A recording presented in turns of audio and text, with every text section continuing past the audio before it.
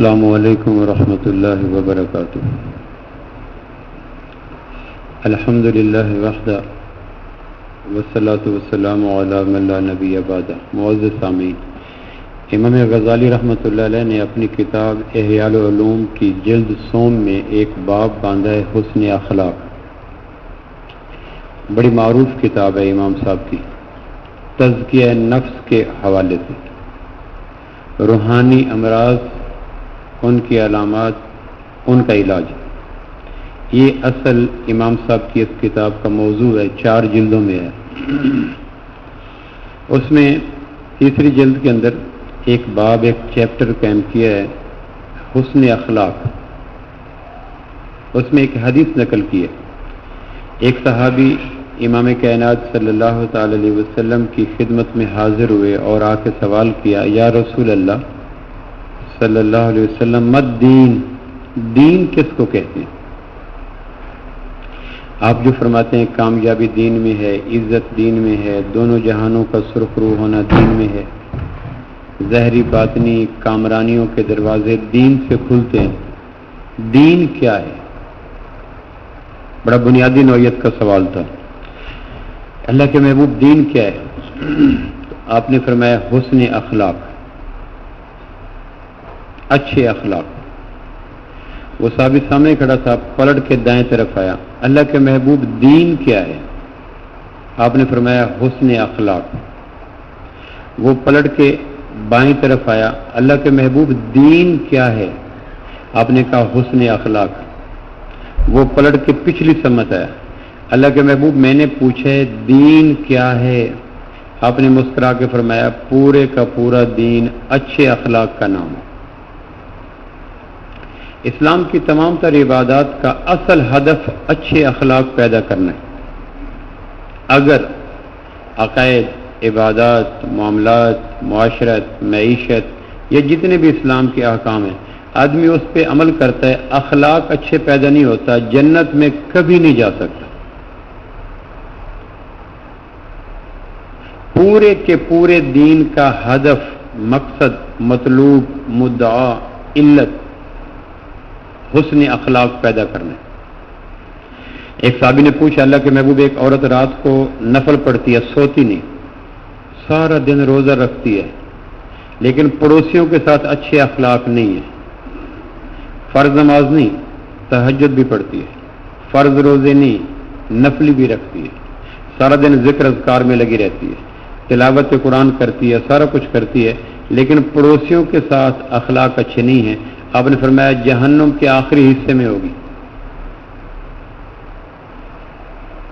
اخلاق ٹھیک نہیں ہے۔ آپ نے پوچھا جانتے ہو قیامت والے دن سب سے غریب آدمی کون ہوگا؟ صحابہ نے کہا آپ ارشاد فرمائیں۔ آپ فرمایا ایک آدمی جو بڑی بڑی عبادات کے انبار لائے گا، پہاڑوں ایسے اعمال لائے گا، لیکن اچھے اخلاق نہ ہونے کی وجہ سے سارے اعمال برباد ہو کے اللہ دوزخ میں ڈال دے۔ ایک مریض جاتا ہے ڈاکٹر کے پاس، میرا پیٹ خراب ہے، نظام ہضم خراب ہے، وہ کوئی سیرپ دیتا ہے، کیپسول دیتا ہے، ٹیبلٹ دیتا ہے، انجیکشن لگاتا ہے، ڈرپ لگاتا ہے، ان سب کا ہدف نظام ہضم کو ٹھیک کرنا ہے۔ اسلام کی جو نسخہ ہے اس کو قرآن مجید کہتے ہیں، اور نسخہ بھیجنے والے طبیب کو اللہ کہتے ہیں، اور نسخہ لانے والی ذات پاک کو امام کائنات صلی اللہ تعالی علیہ وسلم کہتے ہیں۔ اللہ جیسے طبیب نے انسانوں کے لیے جو نسخہ بھیجا، اس نسخے کا اصل مقصد اچھے اخلاق پیدا کرنا ہے۔ اگر اخلاق نہیں ہے، ساری عبادات کے ہوتے ہوئے آدمی جنت میں نہیں جا سکتا۔ اللہ کے محبوب صلی اللہ علیہ وسلم کا ناخن تراشنا، بیت الخلاء جانا، بیت اللہ سے نکلنا، گھر میں جانا، ایک ایک عمل قیمتی ترین ہے، لیکن قرآن نے بطور ڈسپلے جس عمل کو اپنے اندر آویزاں کیا، وہ یہ نہیں کہ میرے محبوب آپ کی نماز، آپ کا حج، آپ کا روزہ، آپ کی زکوٰۃ، آپ کا کھانا، آپ کا پینا، آپ کا سونا، ایک ایک عمل اسوہ حسنہ کی چوٹیوں پر ہے، لیکن جس عمل کو اللہ نے بطور ڈسپلے، بطور نمونہ قرآن کے اندر آویزاں کیا، وہ کیا تھا؟ وَإِنَّكَ لَعَلَىٰ خُلُقٍ عَظِيمٍ۔ میرے محبوب آپ تو اخلاق کی بلندیوں پہ فیض ہے۔ آپ نے کیا ارشاد فرمایا؟ بعثت لأتمم مکارم الاخلاق، میں تو دنیا میں آیا ہی لوگوں کے اندر اخلاق کی بلندیوں کو پیدا کرنے کے لیے۔ ایک صحابی نے پوچھا قیامت والے دن سب سے زیادہ قریب آپ کے کون ہوگا؟ آپ نے یہ نہیں فرمایا جو نماز زیادہ پڑھتا ہوگا، جو حج پہ حج کرتا ہوگا، نہیں، آپ فرمایا جس کے اخلاق اچھے ہوں گے۔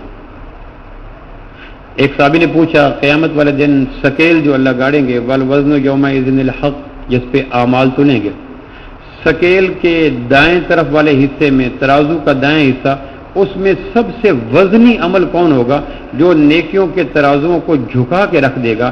آپ نے فرمایا اچھے اخلاق، اچھے اخلاق۔ آپ علیہ السلام فرمایا اللہ پاک نے ایمان کو پیدا کیا، ایمان بڑا خوبصورت تھا، ایمان کو جب پیدا کیا ایمان بڑا خوبصورت تھا، تو ایمان نے سوال کیا اللہ مجھے تقویت دینے کے لیے کوئی چیز بھیج، اللہ نے حسن اخلاق بھیج دی، کہ ایمان کو طاقت حسن اخلاق سے ملتی ہے۔ اچھے اخلاق ایمان کو بیوٹیفائی کرتے ہیں، ایمان کو میک اپ کرتے ہیں، ایمان کو حسین ترین بناتے ہیں۔ اب فرمایا اچھے اخلاق والا بے شک نفل نہ پڑے، تہجد گزاروں سے اللہ کے نزدیک بڑھا ہوا ہے۔ اچھے اخلاق والا بے شک رات کو سو جائے، رات بھر عبادت کرنے والوں سے اللہ کے نزدیک بلند ہے۔ اچھے اخلاق والا بغیر نفلی روزہ رکھے روزہ رکھنے والوں سے اللہ کے نزدیک بڑھ جاتا ہے۔ موسیٰ علیہ السلام نے کہا یا اللہ سب سے زیادہ خوش ہو کے تو زمین پہ کس کو دیکھتا ہے؟ کہ جس کے اچھے اخلاق ہوتے ہیں۔ سب سے زیادہ میری پسندیدگی کی نگاہ، محبت کی نگاہ اس شخص پہ پڑتی ہے جس کے اخلاق اچھے ہوتے ہیں۔ اخلاق ہیں کیا؟ ایک ہمارے یہاں اصطلاح چلتی ہے حسن خلق، حسن اخلاق، اچھے اخلاق، لیکن اس کی پراپر ڈیفینیشن کیا ہے؟ ایک آدمی کو کہا جائے یہ اچھے اخلاق والا ہے تو وہ کیا بات ہے؟ ہم میں سے ہر آدمی کی خواہش ہے اچھے اخلاق والے بنے۔ اللہ نبیوں کے علاوہ کسی کو دن میں اپنی زیارت روز نہیں کروائے گا ما سوائے اچھے اخلاق والوں کے۔ اچھے اخلاق والوں کو متعلق حکم ہوگا یہ جب چاہیں میرا دروازہ کھولیں، انہیں میرا دیدار کروا دینا۔ حدیث پاک میں آتا ہے میں نے خواب میں ایک آدمی کو دیکھا، آپ علیہ السلام نے ارشاد فرمایا میں نے خواب میں ایک آدمی کو دیکھا، وہ اللہ کے سامنے بیٹھا تھا لیکن اللہ کے آگے پردے تھے، وہ بندہ اللہ کو دیکھ نہیں رہا تھا۔ اچانک ایک چیز آئی اور اس نے بندے اور اللہ کے درمیان سارے پردوں کو ہٹا دیا۔ میں نے پوچھا یہ کیا چیز آئی؟ انہوں نے کہا اچھے اخلاق کہا گئے۔ سب سے بہترین عمل جو مسلمان کا اچھے اخلاق کے ہوتے ہوئے کوئی برائی آدمی کو نقصان نہیں دے سکتی، اور برے اخلاق کے ہوتے ہوئے کوئی نیکی آدمی کو بچا نہیں سکتی، چاہے اس کو بیت اللہ میں دفن کر دو، چاہے اس کو زمزم سے غسل دے دو، چاہے اسے بیت اللہ کا غلاف کفن دے دو، اور چاہے اس کے حاجی نماز پڑھ لیں، برے اخلاق کے ہوتے ہوئے کوئی نیکی آدمی کو فیور نہیں دے سکتی۔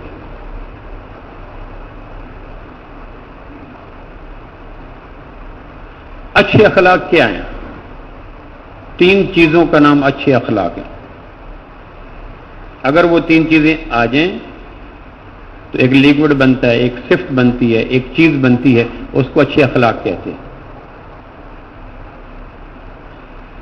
ہمارے ہاں اچھے اخلاق کی ڈیفینیشن غلط ہے۔ جن کو ہم حسن اخلاق والے کہتے ہیں وہ نہیں، حسن اخلاق والا وہ ہے جس کو اللہ کہے یہ اچھے اخلاق والا۔ تمام نبیوں کی مشترک صفت اچھے اخلاق۔ اللہ کی قربت حرام ہے اچھے اخلاق کے بغیر۔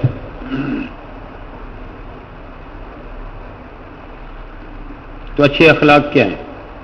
ہم دنیا میں بہتر گھر بنا جائیں، عمدہ گاڑی لے جائیں، لمبے چوڑے بینک بیلنس لے جائیں، پلازے بنا جائیں، ہٹو بچوں کی آوازوں کی صدائیں بھی کان میں پڑ جائیں، لیکن اچھے اخلاق نہ لے کے گئے ہم کچھ نہ لے کے گئے۔ کیونکہ جس طرح غریب بچے غربت کو چھپانے کے لیے کچی دیواروں پر سفیدی کرتے ہیں، تو برسات کی منہ زور موسلا دھار بارشیں ساری سفیدی کو اتار کر دیواروں کے ننگے پن کو ظاہر کر دیتی ہیں. موت کی جب بارش پڑتی ہے آدمی کے جسم پہ کی ہوئی ساری سفیدیوں کو اتار دیتی ہے. میں صدر ہوں، میں وزیر ہوں، میں جنرل ہوں، میں ڈاکٹر ہوں، میں پروفیسر ہوں، یہ جتنی آدمی وائٹ واش کرتے رہتے ہیں اپنے اوپر، موت کی ایک بارش پڑتی ہے ساری سفیدیاں اتر جاتی ہیں اور قبر میں ان میں کوئی سفیدی نہیں جاتی. ہاں اچھے اخلاق قبر میں بھی ساتھ ہوتے ہیں. آپ فرمایا قبر میں دفن ہونے والی ہر آدمی کو قبر یہ دیکھنے کے لیے کہ اندر کیا لایا ضرور ہلا جلا کے دیکھتی ہے. اندر اس کے باڈی میں کیا ہے، دنیا ہے یا آخرت ہے، سادگی ہے یا فضول خرچی ہے، سچ ہے یا جھوٹ ہے، سود ہے یا تجارت ہے، حق ہے یا باطل ہے، فیشن ہے یا سنت ہے، محبوب کی زندگی ہے یا یورپین سٹائل ہے، اندر کیا ہے یہ دیکھنے کے لیے قبر اس کو ضرور دائیں بائیں سے ہلاتی ہے. اگر وجود کے اندر اچھے اخلاق ہوں تو وہ دھکا دے کے قبر کی دیواروں کو صدیوں کے فاصلے پہ کر دیتے ہیں، یہاں تک کہ قبر کی دیواریں ہانپنے لگتی ہیں. اس آدمی کے وجود سے کیا نکلا جس نے مجھے کھینچ کے دور مار دیا؟ تو فرشتے کہتے ہیں یہ اچھے اخلاق کے ساتھ مزین ہو کے آیا. یہ وہ پھول ہے جو مرجھاتا نہیں ہے، یہ وہ شمع ہے جو گل نہیں ہوتی، یہ وہ حسن ہے جس پہ بڑھاپا نہیں آتا، یہ وہ اقتدار ہے جس پہ زوال نہیں آتا. اگر اسلام کو جسم سے تشبیہ دی جائے تو روح اخلاق ہے. اگر اسلام کو ایک پھول سے تشبیہ دی جائے تو پتیوں کے اندر پوشیدہ نگہت اور خوشبو وہ اخلاق ہے. اگر اسلام کو آنکھ سے تشبیہ دی جائے تو اندر بصارت وہ اخلاق ہے. اگر اسلام کو ایک زبان سے تشبیہ دی جائے تو گویائی بولنا یہ اخلاق ہے.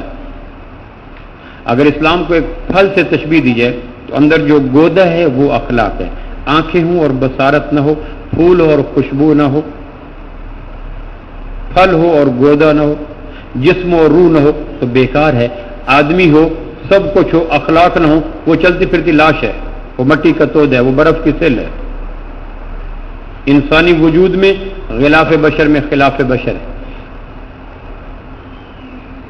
دنیا بھر کی چیزوں میں کوئی چیز میرے وجود کو مس نہ کرے، اخلاق رومے رومے میں پیوست ہو جائیں، میرے سے بڑا قابل فخر آسمان کی بادشاہت میں کوئی نہیں. یورپ نے اخلاق کو پیدا کرنے کی بجائے اپنی چیزوں کا دل دادا بنا دیا ہمیں. اگر یہ گاڑی، یہ اے سی، یہ کارپیٹ، یہ کپڑا، یہ پرفیوم، یہ اینٹ، یہ ٹائل، یہ پتھر لوگے تو تمہاری قد و قامت بلندیوں کی طرف چلی جائے گی. اور رسول رحمت نے کہا اگر اخلاق اچھے کر لوگے زمین پہ بھی چلو گے تمہارے پاؤں کی دستک آسمانوں پہ آئے گی. آپ نے دیکھا، فرمایا میں خواب میں نے دیکھا کہ حارث بن نعمان رضی اللہ عنہ جنت میں ان کے قرآن کی آواز آ رہی ہے.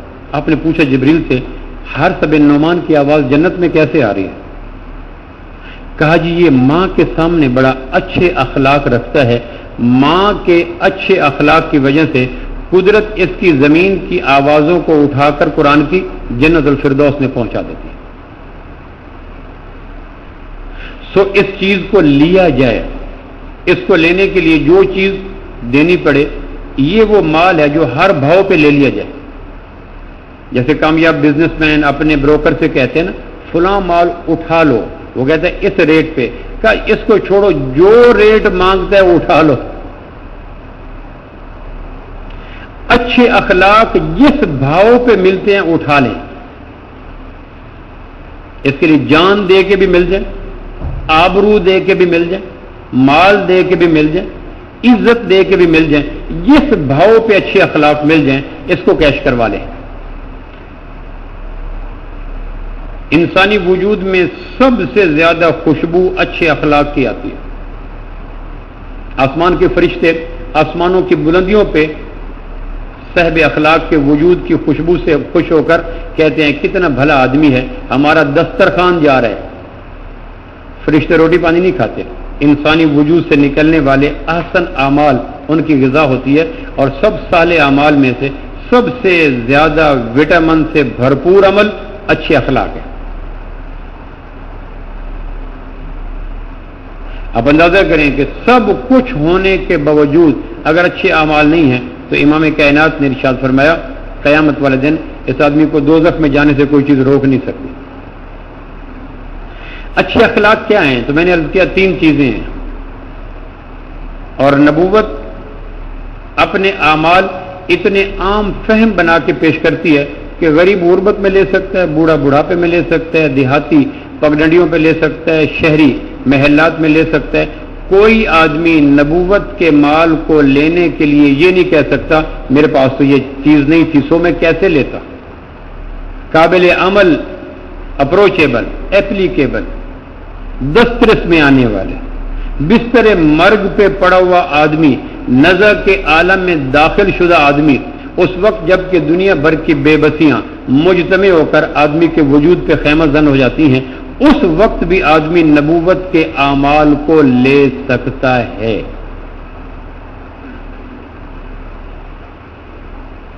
امی عائشہ رضی اللہ عنہا فرمایا کرتی تھی مدینہ قرآن سے فتح ہوا، مکہ اخلاق سے فتح ہوا. پہلی صدی میں جو اسلامی جیش، اسلامی لشکر چلے ہیں اور ان کے کوئی پاؤں کی زنجیر نہیں بن سکا، تو اصل سبب یہ تھا کہ چلنے والوں کے وجود رواں رواں اخلاق کے خوشبو سے مہکتے تھے. تو 3 چیزیں ہیں جو مل جائیں تو ایک صفت تیار ہو جس کو اچھے اخلاق کہتے ہیں. سب سے پہلی چیز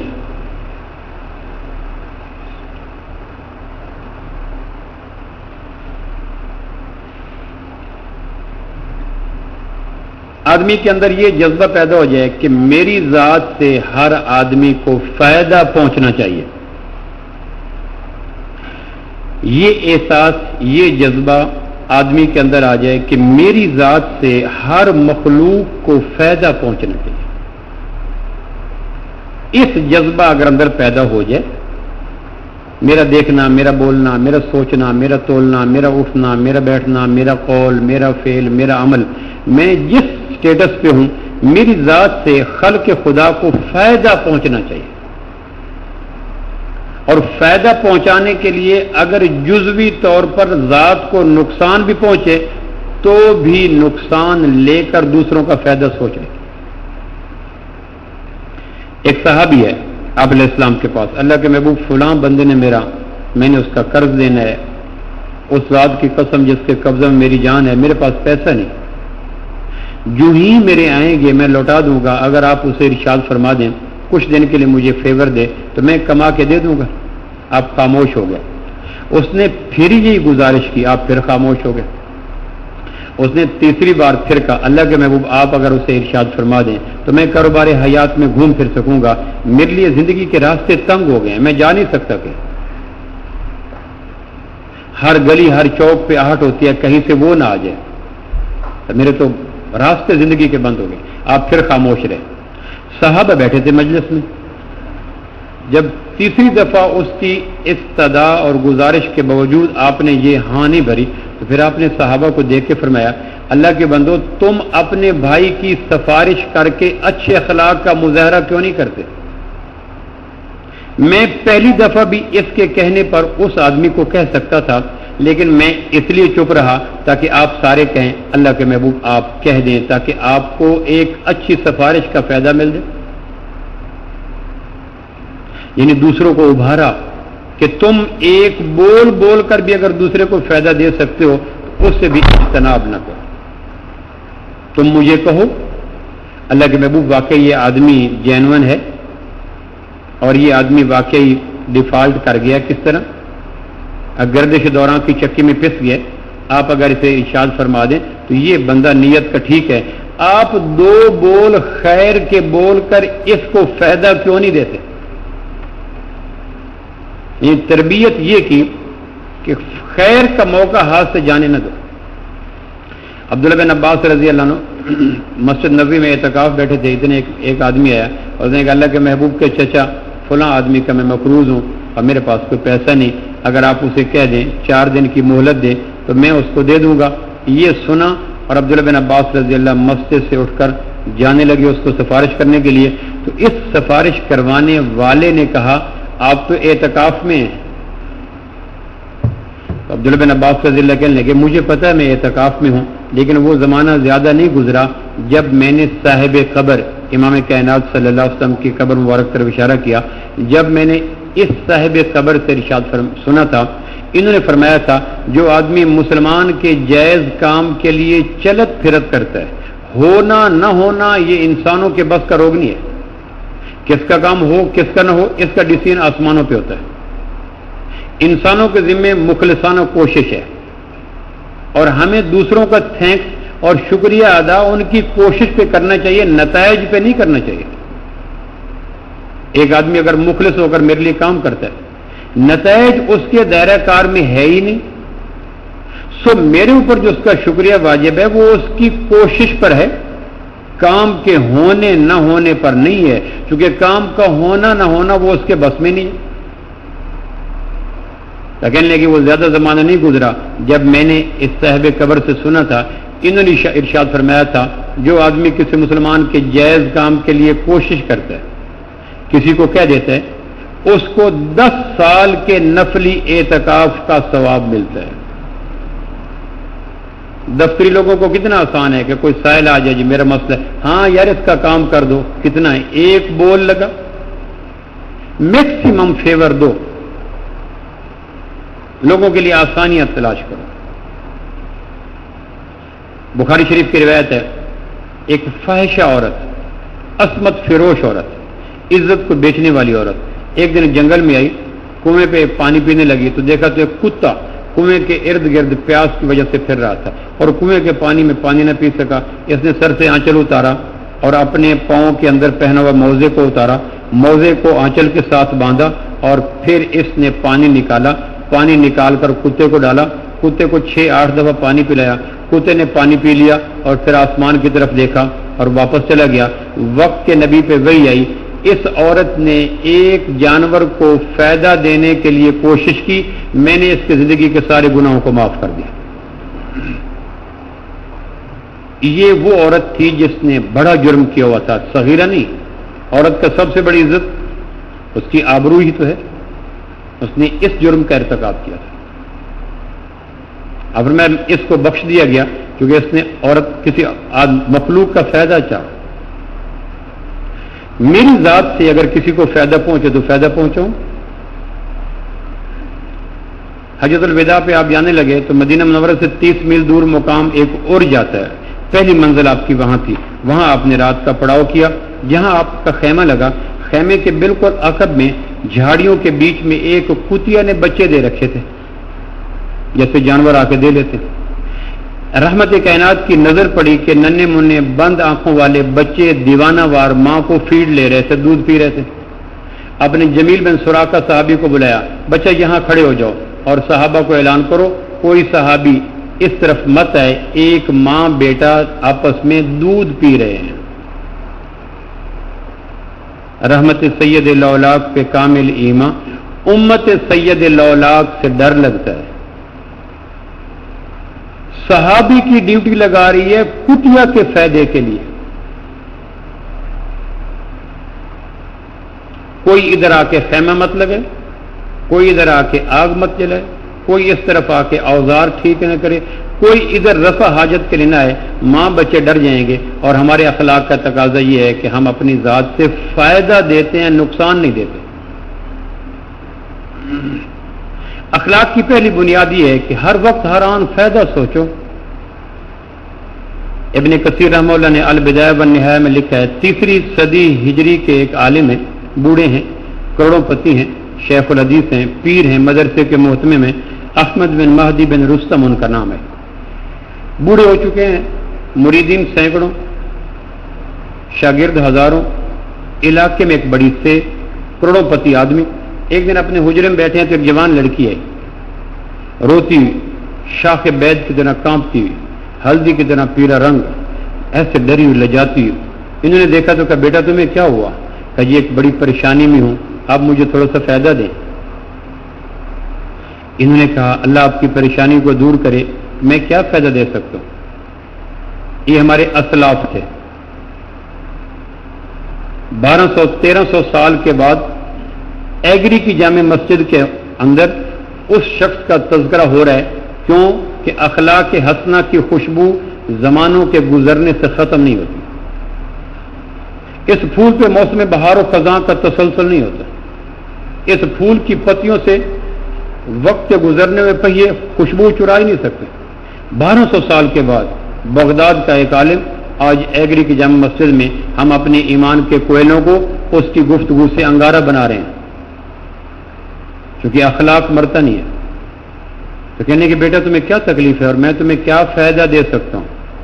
تو کہنے لگے جی غلطی میرے سے یہ ہوئی ہے کہ میں نے زنا کر لیا ہے اور حمل ٹھہر گیا ہے اور میں کنواری بچی ہوں اور غلطی ہو گئی ہے. غلطی دیکھیں، اقرار دیکھیں، کس کے سامنے کیا جا رہا ہے اس کا سٹیٹس دیکھیں. اور بچی تسلیم کر رہی ہے تو مہربانی کر کے مجھے فائدہ دیں. ہم میں سے اگر کوئی ہوتا، اب انہوں نے سوچا میں اس کو فائدہ کیا دے سکتا ہوں. انہوں نے کہا بیٹا میں تمہیں کیا فائدہ دوں؟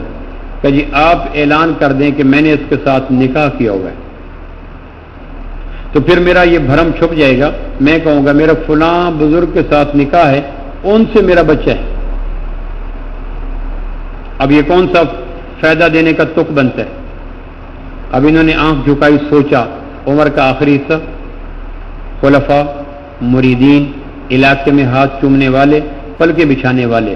جب میں یہ اعلان کروں گا تو رد عمل معاشرے میں کیا ہوگا؟ تصور کریں. ان ساری چیزوں کو پرکھ کے ٹھنڈا سانس بھر کرنے لگے.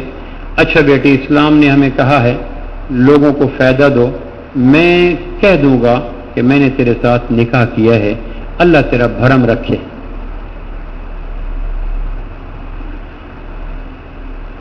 اس نے جا کے کہہ دیا. جنگل کی آگ کی طرح بات پھیل گئی. جگہ جگہ پہ آوازیں. بوڑھا 80 سال، پوتی، نواسی، اس سے بھی چھوٹی، شادی کر لی. ہم تو کچھ اور سمجھتے تھے، یہ تو بھیڑیا نکلا، عشق کا ایسا خوگر نکلا، ہوس کا مارا ہوا نکلا. ہم تو یہ تو زبانوں پہ تذکرے چلے، ہواؤں نے اٹھائے، اور وہ جو 70-80 سال کی بنائی ہوئی جمع پونجی عزت آبرو تھی وہ ساری ہوا میں تحلیل ہو گئی. 9 ماہ کے بعد جو لوگ ہاتھ چومتے تھے وہ سلام کرنا چھوڑ گئے. مسجد میں جاتے لوگ اس کو ان کے ساتھ کھڑے ہو کے نماز میں پڑھتے. جگہ جگہ پہ انگلیاں اٹھتی. احمد بن مہدی کو ہم تو یہ سمجھتے تھے، ہم تو یوں کہتے تھے، اور یہ کیا نکلا. حتیٰ کہ وقت آیا کہ باہر نکلنا چھوڑ دیا، گھر کے حجرے میں آنسو بہاتے. ایک بچی کی آبرو کو بچانے کے لیے 70-80 سال کی جمع پونجی عزت کو داؤ پہ لگا کے تنہائیاں اپنے اوپر اوڑھ لی. اس کا بیٹا پیدا ہوا، اس کا عقیقہ کیا. عقیقے پہ آئے کوئی نہ، کہا آنے والوں کو تحفے دوں گا، کیونکہ امیر کبیر تھے. آنے والے آئے، تحفے دیے. پھر اس کا وظیفہ مقرر کیا. پھر اپنی میراث میں سے اس کا حصہ نکالا تاکہ ڈرامہ نہ لگے. اتنا کچھ کرنے کے بعد پھر انگلیاں اس کی طرف نہ اٹھ جائیں. اس کے اوپر چادر عفو و کرم کی رکھی، اس کو پوری طرح شیلٹر دی، مکمل فائدہ دیا. جب اس کی عزت بچ گئی ایک دن کہنے لگے اچھا بیٹا تمہیں بھی پتہ ہے مجھے بھی پتہ ہے تیری عزت چھپ گئی، بچہ تمہیں مل گیا، انگلیاں تیری طرف اٹھیں گی نہیں اور تیرے اوپر ایک رضا آ گئی. اب کہو تو جمع بچی کچی ٹوٹی پھوٹی عزت کے تنکے اکٹھے کر کے میں اپنا کوئی نشیمن، کوئی گھونسلہ کو آشیاں بنا لوں. اس نے کہا اللہ آپ کو خوش رکھے، میری عزت بچ گئی، اللہ آپ کی عزت کو بچائے کر لے. اچھا میں کہہ دوں گا لو بھائی ہم نے اس کو طلاق دے دی، طلاق اناؤنس کر دی، میراث دے دی. 1200 سال کے بعد احمد بن مہدی بن رستم کی وجہ فضیلت ایک لڑکی کو فائدہ دینے کے لیے عمر بھر کی جمع پونجی کو دو پہ لگایا، اور قدرت نے اس اخلاق کی وجہ سے عزتوں کا وہ تاج سر پہ رکھا کہ آج 1200 سال کے بعد بھی ہم ان کا تذکرہ کر کے اپنی آنکھوں میں نمی لاتے ہیں اور ان کی عظمت کو سلام کرتے ہیں. میکسیمم میری ذات سے فائدہ ملے، کسی کو نقصان نہ ملے. اخلاق کی بنیاد یہ ہے. قاضی شرح کی عدالت میں مقدمہ پیش ہوا. 2 آدمی کھڑے، انہوں نے پوچھا کیا مسئلہ ہے؟ انہوں نے کہا جی مجھے اس نے زمین دی ہے، میں نے اس کو پیسے دیے، اب یہ پیسے میں نے اس کو دے دیے، زمین میں نے اس کے نام کروا دی ہے، اب یہ زمین لے کر مالک یہ بن گیا، پیسے میں نے لے لیے، اب یہ خریدنے والا رات سے میرے گھر میں اب پریشان کر رہا ہے. تو قاضی صاحب نے اس کو پوچھا تم پریشان کیوں کر رہے ہو؟ جو زمین اس نے کہی تھی وہی انتقال کروائی ہے. کہا جی وہی. جتنے پیسے کہے تھے اتنے لیے؟ کہا اتنے. کہا پھر پریشان کیوں کر رہے ہو؟ کہا جی مسئلہ یہ بنا کہ میں نے وہ زمین اپنے نام کروائی، ہل چلائی، ہل کے ایک نوک ایک جگہ اٹکی، میں نے اس جگہ کو کھودا، ایک دیگ نکلی، سونے چاندی سے بھری اس کی دیگ تھی، اور وہ دیگ اس کے آباء و اجداد نے اس کے لیے رکھی تھی، اس کو یاد نہیں تھی. اب ہمیں شریعت نے کہا ہے کہ لوگوں کو فائدہ دو. دیگ کی مالیت زمین کی مالیت سے ہزاروں گنا زیادہ قیمتی ہے. میں دیگ لے کے اس کے گھر میں آیا بیٹھا ہوں، یہ لیتا نہیں ہے. صرف مسکرا کے ملنا اور کند چھری سے ذبح کرنا یہ اخلاق نہیں ہے. یہ یورپین اخلاق ہیں، شیطان کے اخلاق ہیں، اسلام کے اخلاق نہیں ہیں. خضرت و دمن، گندگی کے ڈھیر پہ اگا ہوا سبزہ. اندر کند چھری چلانے کی کوشش، اوپر سے سمائل پاس کرنا، یہ ایسے ہی ہے جیسے گندگی کے ڈھیر پہ اگا ہوا سبزہ. نیچے گندگی ڈز لگانے کی، ڈنگ مارنے کی، اور اوپر مسکرانے کا سبزہ. اس کو اخلاق نہیں کہتے. تو قاضی شرح نے اس آدمی کو کہا بھائی تم لے لو، تمہاری جو ہے. اس نے کہا جی آپ تو قاضی ہیں، آپ جانتے ہیں میں رقبہ فروخت کر چکا، میں اب اس کے رقبے سے ڈھیلا بھی اس کی اجازت کے بغیر نہیں لے سکتا، دیکھ کیسے لوں؟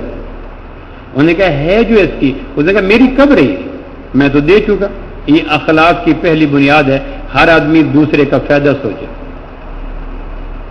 یہ بنیاد اگر نہیں ہے تو اس کو کچھ کہہ لو، اخلاق نہیں کہہ سکتے. اخلاق کی بنیاد یہ ہے کہ دوسروں کو فائدہ دو. قاضی شرح نے اس کو پلٹ کے کہا تم رکھ لو. اس نے کہا جی ایک آدمی کو پتہ نہیں تھا، غلطی سے اگر دیگ اس کی میرے نام آ ہی گئی تو مجھے تو پتہ ہے نا کہ اس کی ہے، اور مجھے پتہ ہے کہ اگر اس کو پہلے پتہ چل جاتا تو وہ دیگ نکالتا. مسلمان کی غلطی سے فائدہ اٹھانا یہ اخلاق تو نہیں ہے، جبکہ وہ غلطی سے کر چکا ہے. قانونی طور پر ٹھیک ہے میں مالک ہوں، لیکن صرف اسلام قانون کا نام تو نہیں ہے نا، اندر ایک اخلاق کی پاور بھی تو رکھتا ہے. میری نہیں ہے یہ. وہ اس کو سمجھا رہے ہیں، وہ اس کو سمجھا رہے ہیں، دونوں ایک دوسرے کو دیگ دینے کی کوشش کر رہے ہیں. اخلاق کی بنیاد یہ ہے میری ذات سے فائدہ پہنچے. کتیا کی حفاظت کے لیے صحابی کا طے کر دینا اور اس دور میں بھائی کا بھائی پہ مقدمہ کر دینا.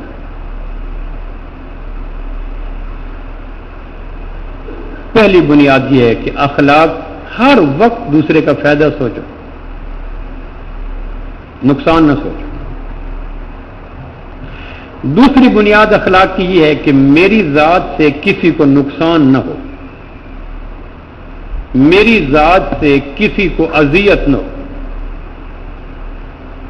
تبوک کا واقعہ میں نے بیان کیا تھا کسی جمعے میں.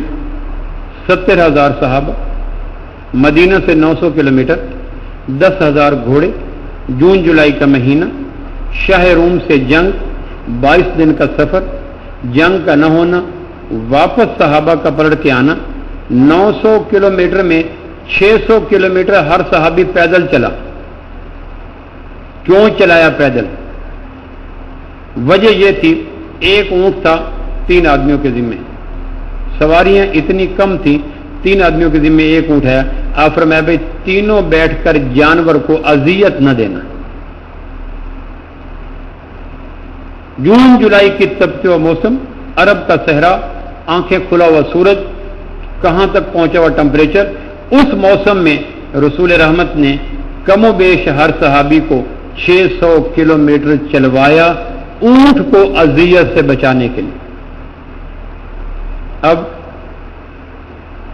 یہ وہ اخلاق تھے جو جہانگیری اور جہانداری کا فلسفہ ان کو دے گئے. سمٹ کر پہاڑ ان کی ہیبت سے رائے. یہ وہ بنیاد تھی. جب تبوک سے واپس ہے، اب اتنا لمبا مشکل ترین سفر آپ تصور کریں. کسی کو کہا جائے کراچی تک اونٹ پہ جاؤ، دانتوں کو پسینے آ جائیں. گہرائی سے سوچے تو ہارٹ اٹیک ہو جائے. اور ہمارے ہاں تو اشجار، نہریں، پانی، راست میں ریسٹورینٹ، ٹھہرنا، کھانا، اور عرب کا ڈیزرٹ. آدمی تنہائی میں جو سوچتا ہے کرب کی اتنی کانٹے چبھ جاتے ہیں روح کو کہ پورے وجود میں راشا طاری ہو جاتے ہیں. کیسے یہ ہوا ہوگا؟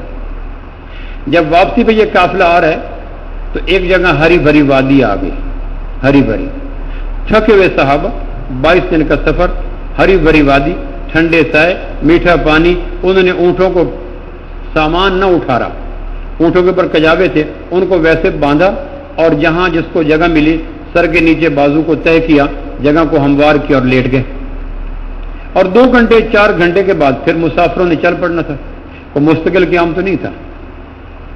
اب یہ صورتحال تھی, تھکے ماندے صحابہ, اونٹوں کے اوپر ابھی سامان لدا ہوا ہے اور وہ بیٹھ گئے اور صحابہ لیٹ گئے. اتنے میں آپ نے دیکھا تو وادی کے جگہ جگہ پہ صحابہ لیٹے ہوئے تھے. تو رسول رحمت کی زبان سے کیا ارشاد فرمایا, جو لوگوں کی گزرگاہوں کو تنگ کرے یا راستوں کو بند کرے فلا جہاد لہو, اس کا تبوک کا جہاد بھی قبول نہیں ہوگا. کیوں جی؟ ہم گاڑی کہاں پارک کرتے ہیں؟ تبوک کا جہاد 2-4 گھنٹے. پھر اپنے صحابہ کو جگا کے کہا, اللہ کے بندے لوگوں کی گزرگاہوں کو تنگ نہ کرو, راستوں کو بند نہ کرو, ورنہ جہاد بھی قبول نہیں ہوگا. اور تم نے اونٹوں کو آرام کیوں نہیں دیا؟ اونٹوں کے اوپر کجاوے اتارتے, سامان اتارتے, زیرو تھے, وہ بھی بیٹھ کے سستا لیتے. تم نے جانوروں کو اذیت کیوں دی؟ اس بنا پہ تبوک جیسے جہاد کی واپسی پر فرمایا جہاد قبول نہیں ہوگا اگر لوگوں کو اذیت دو گے. اور آج مذہب کے نام پر مین شاہراہیں بند کر دی جاتی ہیں, دین کے نام پر روڈ بلاک کر دی جاتے ہیں. دینی تقریب ایسی جگہ انعقاد کی جاتی ہے کہ روڈ بلاک ہے, خلق خدا اذیت میں. مسجد نبوی میں فجر کی نماز سے پہلے سیدنا صدیق اکبر رضی اللہ تلاوت کر رہے ہیں اونچی آواز سے. آپ میں ابو بکر اتنی اونچی آواز سے تلاوت نہ کرو کہ سونے والوں کو پریشانی ہو. قرآن پڑھنا سنت ہے, کسی کو بے آرام کرنا حرام ہے. قرآن آہستہ کروا دیا. آج کا لاؤڈ سسٹم, آج کا اسٹیریو سسٹم, آج کا ساؤنڈ سسٹم, مجال ہے کہ دین کے نام پر شہر میں جو معتبر میری گواہی سے ہوا, پھر بھرے شہر میں نامعتبر اس نے کیا. وہ ذات پاک جو صداقت کی زبان سے اونچے قرآن کو, ایک صحابی کو زخم لگے, زخم سے سمیل آنے لگی, تو وہ مسجد میں نماز پڑھنے کے لیے آتے تو تباً آدمی سمیل سے دور ہوتا ہے. آپ نے اس کو بلا کے پیار سے کہا, بیٹا تو گھر میں نماز پڑھا کر, تیرے زخموں کی وجہ سے باقی نمازیوں کو اذیت ہوتی ہے, اور میں محمد تیرے سے وعدہ کرتا ہوں گھر میں بھی تمہیں ثواب نماز کی جماعت کا ملے گا. اس امام کو ڈانٹتے تھے جو لمبی قرات کراتا تھا کہ پیچھے بچے ہوتے ہیں, مسافر ہوتے ہیں, معذور ہوتے ہیں, لمبی قرات کیوں کرواتے؟ فقہاء نے لکھا ہے ایک آدمی جماعت کروا رہا ہے, پیچھے 3 صفیں بالعموم مغرب پہ ہوتی ہیں, اس کو پتہ ہے نارمل پریکٹس 3 صفوں کی ہے, کبھی 4 ہوگی. اس کو قرات کی آواز اتنی رکھنی چاہیے کہ 5ویں صف تک جائے, اس سے آگے جائے گا تو زیادتی ہوگی, لوگوں کو اذیت ہوگی. اسلام کہتا ہے کسی کو اذیت نہ دو.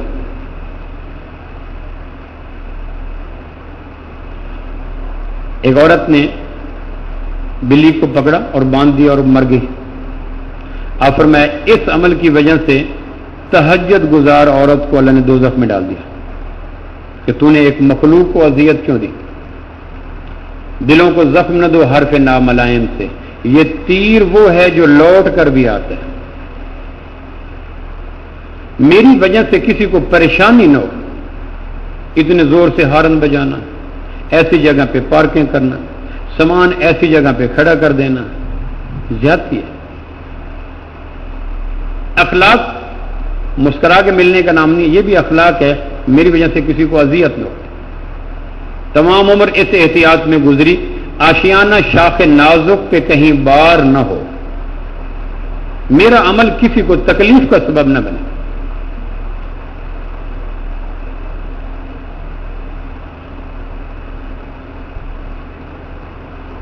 سواریاں نہیں تھی تبوک پہ جانے کے لیے، تو آپ نے چندہ مانگا.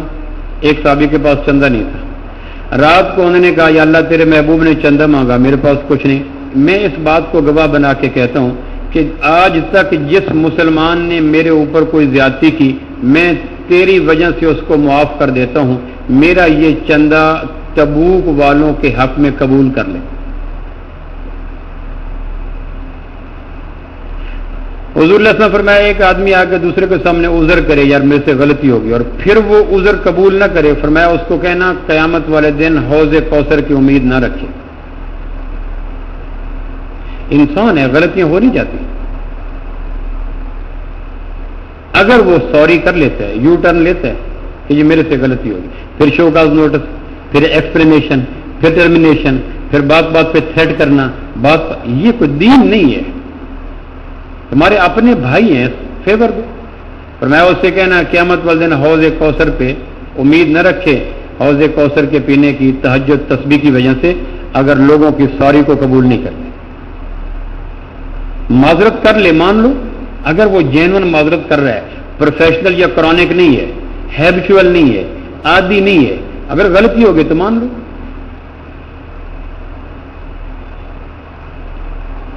خاتون تھی سارا، گلوکارہ تھی مکہ مکرمہ میں. بدر میں جو لوگ مجرے کرواتے تھے وہ سارے قتل ہو گئے. یہ داشتاؤں کو پالنے والے، کنجریوں کے رقص کروانے والے بڑے بڑے، یہ سارے مارے گئے بدر میں. اب مکہ میں کوئی مجرا کروانے والا نہیں تھا، بھوکھی مرتی، کبھی اس گھر میں کبھی اس گھر میں. ایک دن کسی نے کہا عزت کے 4 دن گزارنا چاہتی ہے تو مدینہ آمنہ کے لال کے پاس چلی جائے. عمر بھر اس نے اللہ کے محبوب کے خلاف نظمیں پڑھی. مدینہ منورہ پہنچ گئی، ظہر کی غالباً نماز تھی، اللہ کے محبوب نے سلام پھیرا تو یہ دروازے پہ کھڑی تھی. مکہ مکرمہ میں جگہ جگہ پہ شعراء سے اللہ کے محبوب کے خلاف نظمیں لکھوا کر ہجوی اشعار پڑھ کے لوگوں کو اسلام سے دور کرنے والی آج قحط کی وجہ سے، برضا و رغبت نہیں، بھوک کی وجہ سے، اسلام کی وجہ سے نہیں، مجبوری کی وجہ سے، برضا و رغبت نہیں، تنگ ہو کے آئی ہے. اور وہاں جو سامنے دیکھی، آپ نے سلام پھیرا، آپ نے دیکھا ایک خاتون کھڑی ہے، دور سے دیکھا تو پتہ چل گیا یہ سارا ہے.